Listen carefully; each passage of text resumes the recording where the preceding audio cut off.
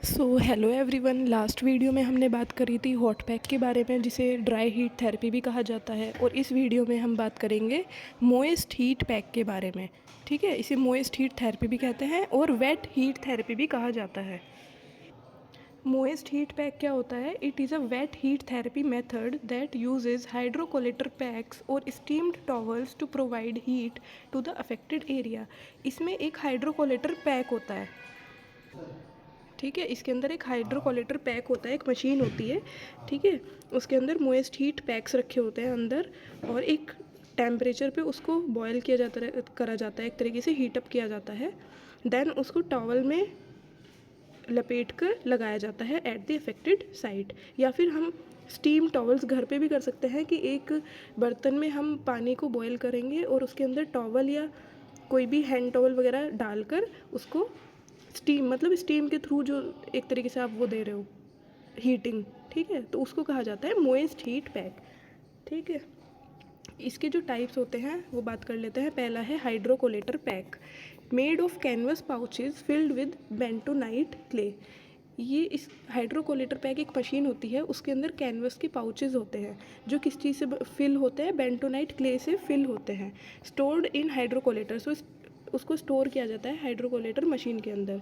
हाइड्रोकोलेटर machine एक hot water tank की तरह काम करती है। ठीक है, और उसका टेम्परेचर जो हम रखते हैं वो 70 से 80 डिग्री सेल्सियस पे उसको बॉयल करता है एक तरीके से। ठीक है, स्टीम टॉवल्स को भी हम मोइस्ट हीट थेरेपी की तरह यूज़ कर सकते हैं। Towels are soaked in hot water and wrung out before application. Towels को सॉक करेंगे, भिगोएंगे गर्म पानी के अंदर, and wrung out before application, और उसको निचोड़ के तब लगाएंगे। ठीक है, wrung out before application. Paraffin wax therapy भी एक ऑल्टरनेटिव है मोइस्ट हीट मेथड की। पैराफिन वैक्स थेरेपी हमने लास्ट लेक्चर में पढ़ी थी एक। ठीक है, वो भी एक ऑल्टरनेटिव ही है मोइस्ट हीट का। एक होता है used for joint pain, that is arthritis. ये ज़्यादातर हम जॉइंट्स पेन के लिए यूज़ करते हैं, फॉर एग्जांपल अर्थराइटिस। अब बात करते हैं प्रिपरेशन ऑफ एपरेटस की। हाइड्रोकोलेटर यूनिट होती है that maintains hot packs at 70 to 80 degree Celsius. एक हाइड्रोकोलेटर यूनिट होती है, एक मशीन होती है। ठीक है, हॉट वाटर टैंक कह सकते हैं। उसके अंदर जो टेम्परेचर हम मेंटेन करते हैं वो होता है 70 टू 80 डिग्री सेल्सियस। फिर क्या करते हैं, कैसे और प्रिपेयर करेंगे? इंसुलेटेड कवर्स और टॉवल्स का भी हमें नीड पड़ती है। Protect skin from Burns. हम डायरेक्टली अप्लाई नहीं कर सकते कि डायरेक्ट हमने हाइड्रोकोलेटर पैक निकाला मशीन में से और डायरेक्ट अप्लाई कर दिया, ऐसा नहीं होता। पहले एक टॉवल के ऊपर उसको रखेंगे, उसमें उसको रैप करेंगे, देन हम उसको अप्लाई करेंगे। Tongs to safely handle hot packs. हम डायरेक्ट हाथों से नहीं निकाल सकते हैं। हाइड्रोकोलेटर मशीन में से जो हाइड्रोकोलेटर पैक्स निकालने होंगे हम डायरेक्टली हाथों से नहीं निकाल सकते, क्योंकि उसका टेम्परेचर बहुत हाई होता है, 70 टू 80 डिग्री सेल्सियस होता है, तो हमें भी बर्न हो सकता है। तो प्रॉपरली हमें ग्लव्स पहन के, और टंग्स होता है लाइक चिमटा टाइप एक इंस्ट्रूमेंट होता है, उसके थ्रू हम पकड़ के उसको निकालते हैं। ठीक है, थर्मोमीटर का यूज़ करते हैं टू मॉनिटर हाइड्रोकोलेटर टेम्परेचर। हाइड्रोकोलेटर का टेम्परेचर मेजर करने के लिए थर्मोमीटर का यूज़ करते हैं। ठीक है, प्रिपरेशन ऑफ पेशेंट। अब पेशेंट को कैसे प्रिपेयर करेंगे? Explain the procedure to the patient. सबसे पहले पेशेंट को प्रोसीजर एक्सप्लेन करना है कि आपके साथ क्या होने वाला है, किस तरीके से हॉट पैक आपको लगेगा और क्या उसका इफेक्ट आएगा, कैसे वो हीट आपको देगा। ठीक है, उसको पूरा एक्सप्लेन करना है। Expose and clean the treatment area. फिर उसके बाद अगर आपको बैक पे देना है, सर्वाइकल एरिया पे देना है, या नी जॉइंट पे देना है, जहाँ भी आपको जिस भी जॉइंट जिस भी एरिया पे देना है उसको एक्सपोज करोगे और क्लीन करोगे। ठीक है, position the patient comfortably in a relaxed position. और पेशेंट की जो पोजीशन होनी चाहिए वो एक कंफर्टेबल और रिलैक्स्ड पोजीशन होनी चाहिए। Then assess skin sensitivity to heat before application. और उससे पहले ही पूछ लो आपको किसी भी तरह की हीट सेंसिटिविटी तो नहीं है। ठीक है, जिसको भी हीट सेंसिटिविटी होगी उस पर अप्लाई नहीं करते हैं। अब बात करते हैं फिजियोलॉजिकल इफेक्ट्स की, कि इसके क्या फ़ायदे हैं, क्या इफेक्ट्स हैं। It increases blood circulation that enhances oxygen and nutrient supply. सबसे पहला जो इसका काम होता है वो होता है ब्लड सर्कुलेशन को इंक्रीज़ करना। ठीक है, दूसरा काम है मसल रिलैक्सेशन। दूसरा इफेक्ट जो है वो है muscle relaxation that helps in reducing muscle tightness. ठीक है, जिसके कारण मसल टाइटनेस कम होती है। मसल रिलैक्सेशन उसका दूसरा इफेक्ट है। reduces joint stiffness, it is beneficial for arthritis and joint mobility। Joint stiffness को भी रिड्यूस करता है, जो कि अर्थराइटिस और जॉइंट मोबिलिटी के पेशेंट में काफ़ी बेनिफिशियल होता है। पेन रिलीफ में भी हेल्प करता है, to soothe nerve endings and reduce discomfort. Okay, now हम बात करेंगे टेक्निक्स ऑफ एप्लीकेशन की, किस तरीके से अप्लाई करते हैं। Remove the moist heat pack from the hydrocollator using tongs. सबसे पहले हाइड्रोकोलेटर मशीन में से हाइड्रोकोलेटर पैक निकालेंगे with the help of tongs. Then we will wrap it in 6 to 8 layers of towels to prevent burn. फिर उसको towel में rap करेंगे ताकि बर्न ना हो। Place the pack on the affected area and ensure it's secure. और उसके बाद उसको अफेक्टेड एरिया पे लगा के छोड़ देंगे और देखेंगे वो पूरे प्रॉपर सिक्योर होना चाहिए। Check the patient's skin every few minutes for irritation.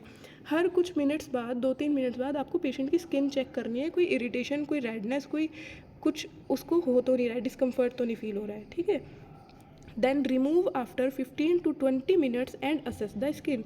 उसके 15 to 20 मिनट्स बाद उसको रिमूव कर देंगे, वहाँ से हाइड्रोकोलेटर पैक रिमूव कर देंगे और फिर स्किन को असेस करेंगे। किस तरीके से देते हैं, क्या टेम्परेचर रहता है, क्या ड्यूरेशन रहती है। टेम्परेचर जो रहेगा वो 70 to 80 डिग्री रहेगा, ठीक है, सेल्सियस में, और 158 से 176 डिग्री फ़ारेनहाइट। अगर फ़ारेनहाइट की बात करें तो 158 से 176 डिग्री, और सेल्सियस की बात करें तो 70 से 80 डिग्री सेल्सियस टेम्परेचर रहेगा। किस चीज़ का टेम्परेचर रहेगा, हाइड्रोकोलेटर मशीन का। ड्यूरेशन कितनी रहेगी, 15 to 20 मिनट्स पर सेशन में। एक सेशन में हमने 15 से 20 मिनट तक उसको अप्लाई करना है। और फ्रीक्वेंसी मतलब कितनी बार देंगे, 1 to 2 टाइम्स डेली और एज नीडेड। 1 से 2 बार दिन में दे सकते हो, या फिर पेशेंट की कंडीशन के ऊपर डिपेंड करता है, उसके अकॉर्डिंगली हम देंगे। अब बात करते हैं इंडिकेशंस की, कब देंगे और कब, व्हेन टू यूज़, ठीक है, कब देंगे। क्रॉनिक मसल पेन में देंगे, मसल जो पेन है मस्कुलर पेन में देंगे, और वो भी क्रॉनिक वाली कंडीशन में, ठीक है। मसल स्पाज्म में देंगे, अर्थराइटिस में देंगे, जॉइंट पेन में देंगे, ठीक है। क्या मोएस्ट हीट पैक की बात कर रहे हैं तो मोएस्ट हीट पैक लगाएंगे joint pain, arthritis, stiffness, fibromyalgia and other chronic pain condition before stretching और फिजिकल थेरेपी। किसी भी फिजिकल एक्टिविटी को करने से पहले या स्ट्रेचिंग एक्सरसाइज करने से पहले या फिर किसी भी क्रॉनिक पेन की कंडीशंस में हम मोएस्ट हीट पैक देंगे, ठीक है। कहाँ पर नहीं देंगे, what are the contraindications of moist heat pack, ठीक है। ये वेट हीट थेरेपी है, remember it, wet heat therapy है। ड्राई वाली कौन सी थी, हॉट पैक हमारी ड्राई थी।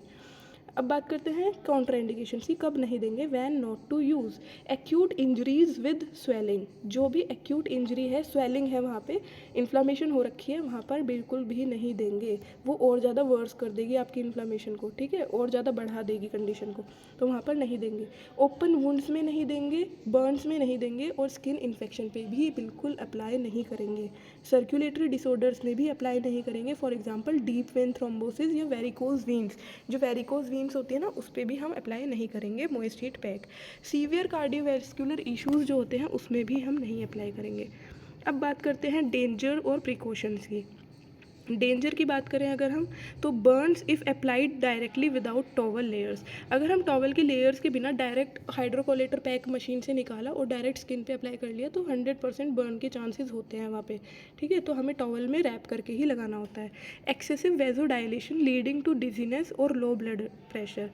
ज़्यादा अगर आप हमने एक टाइम ड्यूरेशन रख रखा है इसका कि 15 से 20 मिनट से ज़्यादा नहीं देते हैं, और प्रोलॉन्ग्ड यूज़ के कारण बार बार हर आधे आधे घंटे में दिए जा रहे हो, और वो भी बहुत देर के लिए, 30 मिनट्स 40 मिनट्स के लिए, तो वेजो डायलेशन होने लगता है, ठीक है, ब्लड वेसल्स का वेजो डायलेशन होने लगता है, जिसके कारण थोड़ी क्या रहेगी, ब्लड प्रेशर भी लो हो जाएगा और डिजीनेस रहेगी। आपको हमेशा आंखों के सामने अंधेरा सा, चक्कर से ऐसे रहेगा, ठीक है, तो वो भी हमें नहीं देना। इसके कारण हमारी बॉडी में डिहाइड्रेशन होने के भी चांसेस रहते हैं। सो हमें बहुत ज़्यादा ओवर यूज़ नहीं करना है किसी भी चीज़ का, एक लिमिटेड तरीके से ही देनी है। Skin irritation if applied too frequently, बार बार यूज़ करोगे आप मोइस्ट हीट पैक का तो स्किन इरिटेशन होने के भी चांसेस रहेंगे। अब बात करते हैं प्रिकॉशंस की, क्या सावधानियां रखनी है। Always wrap pack in 6 to 8 layers of towel. हमेशा पैक को रैप करके ही लगाना है टॉवल में, या तो टॉवल के अंदर, और अगर टॉवल मतलब जनरली हम लोग टॉवल में ही रैप करके लगाते हैं, वैसे इसकी एक पर्टिकुलर हाइड्रोकोलेटर शीट आती है, उसके अंदर रैप करके भी लगा सकते हैं, ठीक है। अगर वो अवेलेबल नहीं है तो हम टॉवल का यूज़ कर सकते हैं। Check skin regularly for redness और इरिटेशन। स्किन को भी हम रेगुलरली चेक करेंगे कि वहाँ पे कोई रेडनेस या इरिटेशन तो नहीं है। Avoid using on areas with impaired sensation.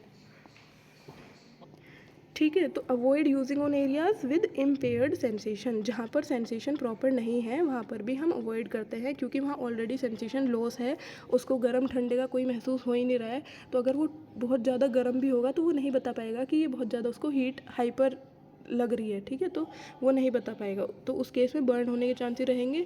Burn हो भी जाएगा तो भी पेशेंट को फील नहीं होगा, बट आप जब हटाओगे तब लगेगा कि हाँ यहाँ बर्न हो चुका है। तो इसलिए जिस एरिया में सेंसेशन लॉस है या इम्पेयर्ड सेंसेशन है वहाँ पर भी नहीं देंगे। Do not exceed 20 minutes to prevent overheating, 20 minute से ज़्यादा, 20 तो मैक्सिमम है, हम 10 से 15 तक ही रखते हैं, 20 मिनट्स तो मैक्सिमम है, 20 मिनट्स तक तो बहुत रेयर करते हैं हम, 10 से 15 मिनट ही बहुत होता है, ठीक है। तो 10 से 15 मिनट तक लगाएंगे और 20 मिनट से ज़्यादा कभी भी नहीं लगाएंगे टू प्रिवेंट ओवर हीटिंग, वरना ओवर हीटिंग हो जाएगी, बर्न होने के चांस रहेंगे। Ensure proper hydration before and after use, proper body hydrated होनी चाहिए, ठीक है। मॉइस्ट हीट पैक लगाने से पहले भी उसको प्रॉपर पानी वानी पीना चाहिए और आफ्टर भी, क्योंकि इसके कारण बॉडी में डिहाइड्रेशन होने के भी चांसेस रहते हैं due to the vasodilation of blood vessels, ठीक है, अगर प्रोलॉन्ग्ड यूज़ की बात करें हम तो। इतना ही था, ठीक है स्टूडेंट्स। अगर किसी को भी कोई भी क्वेरी हो, कोई भी डाउट हो तो वो कमेंट सेक्शन में ज़रूर पूछ सकता है। बाकी मॉइस्ट हीट पैक और ड्राई हीट पैक दोनों ही हमारे टॉपिक्स कंप्लीट हो चुके हैं कि इसको किस कंडीशन में देते हैं, किसको में नहीं देते हैं। हॉट पैक क्या होता है, hot pack dry heat pack होता है, और जो मॉइस्ट हीट पैक वो वेट थेरेपी होती है, वेट हीट थेरेपी होती है, ठीक है। तो ये दोनों हमारी कवर हो चुकी है। ड्राई हीट वाली जो थी, हॉट पैक जो था वो लास्ट वीडियो में हो गया था, और मॉइस्ट पैक हमारा इस वाली वीडियो में कवर हो गया है। So thank you class.